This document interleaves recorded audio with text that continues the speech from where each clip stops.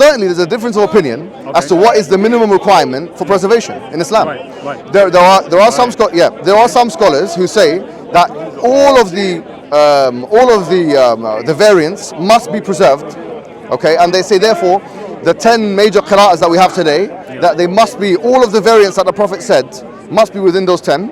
Whereas the early view, which I take, is that actually that's not the case. That in order for preservation to happen, all you only require is one variant. Right, but what you're talking about here, and I think you summed it up quite well there, is that preservation, not a perfect preservation, because ultimately if it was perfect in the way that we understand it from a scholarly point of view, there would only be one copy. I'll tell you something, Chris, which I think you're right about, When you do listen to, on prima facie value, when you listen to this kind of, when people say that the Quran word for word, letter for letter, it makes it seem as if there's no variance. Right. I agree with that, and I think that's a mistake on our behalf, that we didn't clarify that early in the Dawah. Cool, it's where people in the past, 20, 30 years ago, didn't explain to the people, because this is known to Islamic historians for 1,400 years. You know, textual criticism, for example, some say that, well, Islam doesn't have textual criticism, but the truth is, it's called naqd al-qira'at, or textual criticism of the qira'at. That was there in the early days of Islam. So people that know this field, okay, they will tell you that actually there was a textual criticism tradition in Islam. Yeah, I agree that there was. I think largely because the companions differed about what their actual. Now the issue was not with the companions at all. But they did differ about it, right? No. The issue is never. Let me tell you. Okay. Yeah. Okay. I'll tell you. Let me make the argument for you. Okay. Yeah. If you look at Sahih Bukhari, for example, you'll find. I'll tell you exactly what you're saying. I'll give you the evidence for it. Okay. Abu Darda in Sahih Bukhari, he recites Surah Al-Layl, which is chapter 92 of the Quran. So it's recited in the 10 qira'ahs as وَمَا خَلَقَ ذَكَرُ الْأُنْثَى. Yeah? And who created the male and the female? He says, no, I'm going to read it وَالذَّكَرِ وَالْأُنْثَى, and the male and the female. So it's an oath. God has taken an oath. He says, I'm by the male and the female. He says, I'm not going to recite وَمَا خَلَقَ. He says, I heard it from the Prophet as وَمَا خَلَقَ الذَّكَرَ وَالْأُنْثَى. Yeah? Now the point is that on this view, you could say that, well, in that case there would seem to be a difference of opinion between the companion and the rest of them. But this is where it's solved. For example, the famous hadith of Umar ibn al-Khattab and Hisham ibn Hakam. Let me finish, please. Okay. Because it's on your point. Please, bro. This is but you have to be patient. Please, just let me say. What I'm saying is that Umar ibn al-Khattab and Hisham ibn Hakam, hadith is very sahih, it's authentic. That there were Hisham ibn Hakam, who's a companion, he was reciting Surah Al-Furqan, chapter 25 of the Quran. And Umar ibn al-Khattab, as he was being led in the prayer by Hisham ibn Hakam, he said that I heard Hisham ibn Hakam reading the Quran على غير الوجه الذي أقرأنيها رسول الله, on a way that's different to the way the Prophet Muhammad taught me. So he said, I'm not sure if you come across this. Let me finish the hadith. Okay. Let me finish the hadith. So he got angry. He said, I got so angry. Yeah, I've read this one as well. Yeah, and so he got angry, and then he waited for him to finish the prayer. He grabbed him. And he took him to the Prophet He took him to the Prophet Muhammad. And then the Prophet Muhammad said, هكذا أنزلت or هكذا نزلت. Exactly, it's been revealed this way and this way. So we're showing what? Showing it goes back to the Umda hadith, which, or the main hadith, which is unzil Quran ala sab'ati ahruf. The Quran has been revealed on 7 different yeah, beautiful. Different modes. Great, you're good, mashallah, you're good. So my question is that it seems as if the early companions disagreed about what that was. Yeah, but then the disagreement was resolved by the Prophet. It wasn't by the Prophet though. Well, it was resolved by Uthman ultimately, right? No, it was resolved by the Prophet, because look, I've just given you an example. We can agree, yeah, I agree on that example. Yeah, what right. I'm saying to you though is that even after that there were still arguments among the early companions who knew Muhammad themselves, who were great reciters of the Quran, and yet they had different understandings about what was Quran and what was not Quran. Then Uthman came along and standardized that Quran in your Sahih Hadith. So there's a degree of truth in what you're saying. Okay. The thing is that here's the thing. I appreciate honesty. Yeah, there's a degree of truth. There was still some Sahaba, some companions, like as I said, Abu Darda, Ibn Mas'ud, Ibn Abbas, they would recite how they heard the Quran, which might have been different to the way somebody else heard it. But as I said before, they are saying they heard it that way because it's on this harf, on this variant. Right, but then you have to explain to me, why were they arguing about something if the Prophet made it clear which is acceptable and which isn't? Here's the thing. If it was seen as that they are saying something that's other than the Quran, it would have been deemed as kufr, as disbelief in heresy, which it never was. So there was and this is why I say there was the degree of truth. Right. There was an atmosphere of acceptability. Right. Okay, but we need to remember here. So. Okay, come. We are Muslim people are here. Come and stand in their presence. La ilaha illallah. La ilaha illallah. Do you understand?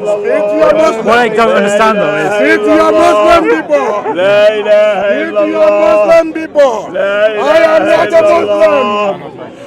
not a Muslim. I am not a Muslim. I am not a Muslim. I am not a Muslim. Let's take 2 steps back. Take 2 steps back. Go to Muslim. Do you get what I'm trying to say? Yeah. Yeah, go to Muslim people. You liar. Speak to Muslim Liar ya people. donkey. Okay. Liar ya hamar. Muslim people. Liar ya hamar. Speak to Muslim people. La ilaha illallah. Why are you not speaking to Muslim people? Eh? Muslims sent you to me. Muslim God Speak and to you Muslim donkey. people. So. Speak to Muslim people. Eh? Speak to Muslim people. Why are you coming to me? Why are you coming to me? You liar. You have your Muslim people. Liar ya donkey. Go to them and speak to them. Why are you following me? How you doing? You okay? Long time, Akhi. Good man. Inshallah. You're right, yeah? Why are you following me? Yeah, inshallah. Yeah, Why don't you follow go ahead. Muslim people? So to me, then, Only go it after seems as if they were people arguing who are not substantially Muslims. about what should have been in the Quran. Go to Uthman came Muslim and standardized it, people. because there's a hadith Yeah. that says, and it's Sahih hadith, Okay. where it says that, Go to Muslim people and speak to them. it says, "O chief of the believers, Go to Muslim save people and us, speak save to this nation them. before we become like the Go to Christians and the Muslim Jews." people and Yeah, speak Adrik to them. Ummatak, yeah. So no, but this is what you're, that Muhammad, hadith not a that hadith that you mentioned, it was not Muhammad about is the a companions donkey. fighting within themselves. Evil man. That hadith that you mentioned was that they said to Uthman, Adrik Ummatak. He said that catch your, ummah, yeah, or the Muslim people, because they can either be like the Jews and the Christians. So it wasn't like basically the companions. Allah the pedophile. They had a hierarchy. Why don't you go to Muslim people and talk to them? And take Muhammad the bewitched man, the bewitched Muhammad, the madman of Muhammad. How was Muhammad bewitched? Go and read Quran chapter 113 of the Quran. It tells you there how Muhammad became a mad, bewitched man. Quran says Muhammad was a bewitched man. Chapter 25, verse 8. Chapter 17, verse 47. Muhammad, the bewitched madman. Why are you following a madman? Go to the Muslim people. Why do you come to me? They send you to come to me. Go to Muslim people and talk to me. All right, yeah. So my question is then, if, say for example, Ubay ibn Ka'b had 116 surahs. No, but he didn't, like I said, he didn't. That's not an opinion that he kept, and that's not. There's no good. Yeah, but at one point he did though. No, until there's no evidence. Was reached. There's no evidence of that. He had two. Basically, There's a hadith where he complains that he has learned how to recite. He has memorized 70 surahs of the Quran. And No, I know. They don't take I know. all of what he says. No, there's no evidence. There's no clear evidence that he took 115, 116 as the Quran. Yeah, these were just two du'as that he put. Du'a al-Qunut, it's called. He put them in his mushaf at the end. So he was considering Quran, and there were differences about whether or not that should be Quran. The issue is here's the issue, right? With the companions' masahif, for example, they would write on it. So they would put their notes on it. They were not meant to be the official standard copy. The official standard copy of the Quran was the one that was collated by Uthman. Otherwise, if everyone of their personal copies was meant to... wait, but this came before Uthman. Uthman took their copies along with Zayd ibn Ka'b, his copy, True. And then he collated with other materials. No, but the first one was at the time of Abu Bakr. So, Abu Bakr, 634. Yeah. And they did that because Good, they were... you have some... yeah, you go, that's okay. What I'm saying though is that the first time it was written down in Abu Bakr's copy. Yes, yes. They feared, and this is again in Sahih Hadith, they feared the parts of the Quran could be lost. Say again? The parts of the Quran could be lost. Yeah, you're aware of that? Say again, sorry? The parts of the Quran could be lost. At the time of Abu Bakr? Abu Bakr, yeah. Yeah, but at the time of Abu Bakr, it wasn't, I mean, they weren't really concerned, they're hyperfixated about the Quran as a physical copy because there were so many hafaz.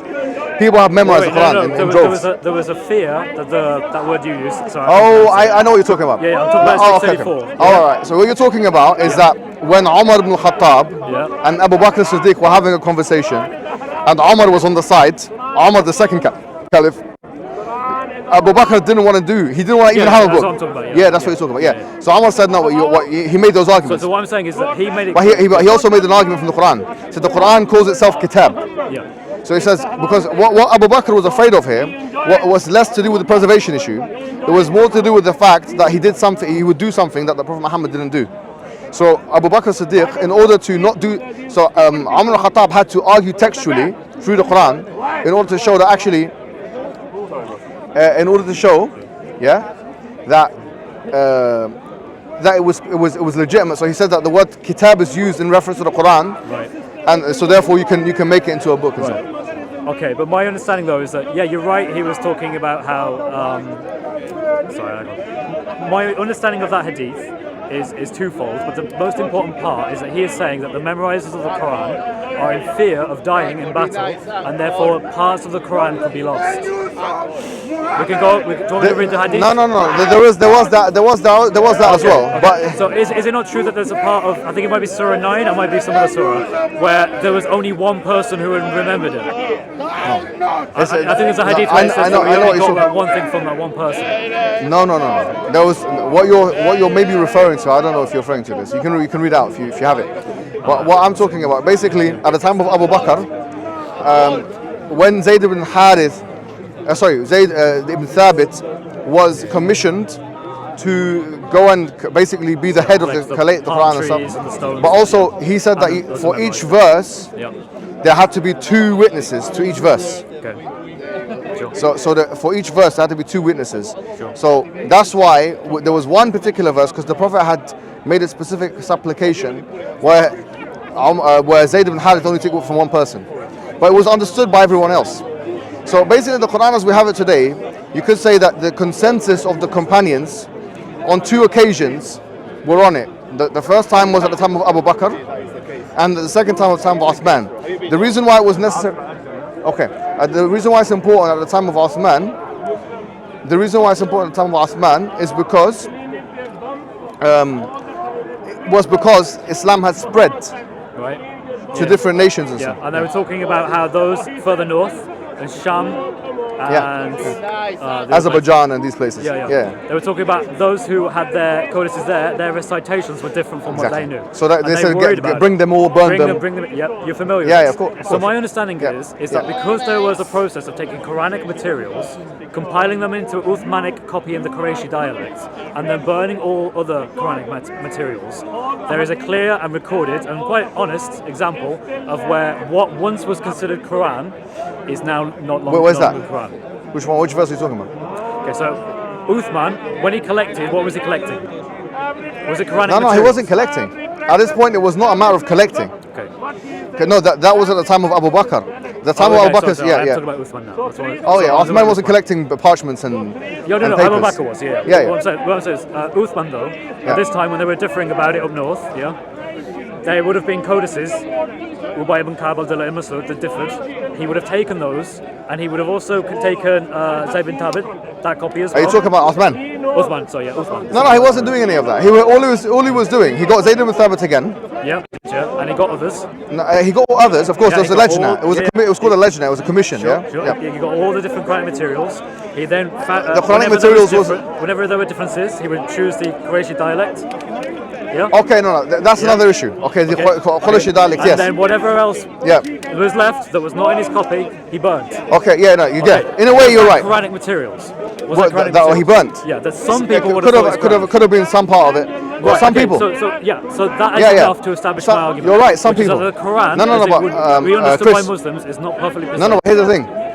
The Quran says, فإن آمنوا بمثل ما آمنتم به فقد اهتدوا وإن تولوا فإنما هم في شقاق. If they believe in what you guys believe in, then they're on the right path. And if they don't, then they're astray. You guys is their companions, because it's a second person, and it's the primary audience. The Prophet ﷺ, he said, عليكم بسنتي وسنة الخلفاء الراشدين المهديين من بعدي عضوا عليه بالنواجذ. That upon you is to follow my sunnah and the sunnah of the rightly guided caliphs after me, bite upon it with your molar teeth. And in another hadith he mentioned, okay, whatever. The point is that there's a difference between the companions, okay, who we believe God has given the stamp of approval to in many verses of the Quran. But they differ though. No, I'm not saying that. What my argument is that the variance that existed within the variances within the companion circle. Okay, so there were variances within the companion yes, circle. of course there were. Yeah, there were. Those variances were acceptable to the companions. Okay. They were acceptable. But then they argue about it. But I mean, like. Well, after the Prophet's death. After the Prophet's death, yeah. Okay, look. In 652, at the time of Uthman, when you say when they argued about it, what do you mean by that? What I mean by that is, I get the hadith. No. Do you mean when you say argue by it? Yeah, they say, was it? Save the nation, lest we. Adrik ummatak. No, that's not the companions. So that's what you're talking here. Is not the companions arguing with themselves. This is Uthman being told that. This is Uthman being told that because Islam has spread. Yeah. These guys who have newly become Muslim, just learned the Arabic language, Persia, this place, that place, they're reading in a certain way, so quickly before they start reading it wrong and it spreads wrong, bring all of their codices, burn it, and just have one standardized version. Right. So they were saying things that were substantially different enough to bicker about. Those people that newly converted to Islam, of course. Well, we already know that Ubay ibn Ka'b and Abdullah ibn Mas'ud, their codices we mentioned. Sorry. They were from but they were. I think Ubay ibn Ka'b may have been from Kufa, I think. No. These guys were all at the time of the Prophet. They were companions. Yeah, those guys were. No. But I think we need to kind of get this right? Okay. What I'm saying to you is, yes, the companions. One companion sometimes had a word. For example, Malik and Malik, owner and king, whatever, which was different to another companion. Okay, well that's the Qira'ah, yeah. That's but that's where it comes from. Well, no, because I'm talking about the haruf. Because I think they differed on the haruf. No, I'm saying is the ahruf inform the qira'at. Yeah, I agree with that. Yeah. But the haruf, I think they disagreed with. Say again? The haruf, that's fine. Yeah. I think they disagreed with. What? Who? Because they had different codices with different surahs in them. No. The point you're making about different surahs, the numbers of the surahs. The two examples you've given, as I've said, they were reversed. So they're no longer examples. They changed their mind. The better example, I'll make your argument for you. The better example is on select words. Okay. So for example, I've just given you an example of in Sahih Bukhari, Sahih Muslim. Yeah. Sahih Bukhari, Sahih Muslim, Abu Darda, where he recites it differently. I'm saying that he heard it from the Prophet differently to the way someone else heard it, but because that's where the Prophet had it two ways. I agree. Yeah. I agree with that hadith. I've read the hadith. Yeah. What I'm saying is that yes, I think that there was 7 ahruf, but they differed on what that was enough so that Uthman had to come in and standardize the Quran. That's what I'm saying. The differences on the ahruf didn't really emerge until after the companions. Okay. Yeah. So what were they arguing about in the time of Uthman? No, they weren't arguing. The companions were not arguing about this. Let's just save us before we become like Adrik ummatak, this hadith. Save your ummah. Yeah. Adrik ummatak. Save your ummah before they become like the Jews and the Christians. قبل أن يختلفوا اختلاف اليهود والنصارى. That was for Uthman to go and collect. He's talking about the new Muslims that have come into Islam. They've just learned Arabic. They were reciting it wrong. Wait, but the question is which is correct, and that was what That's Uthman wrong. was trying to establish. No. He took on all the different I understand him. And then he was saying, is this correct? Is this correct? Chris. Yeah. Here's the issue. Okay. Those new guys that come into Islam, did they meet the Prophet? I don't think that's necessarily what that's referring to. No, it definitely was. I think that's referring to Ubay ibn Ka'b's code. No way. Well, it would make sense, wouldn't it? No, it wouldn't, because why wasn't? definitely not. But they have different levels of surahs. No, let me tell you why.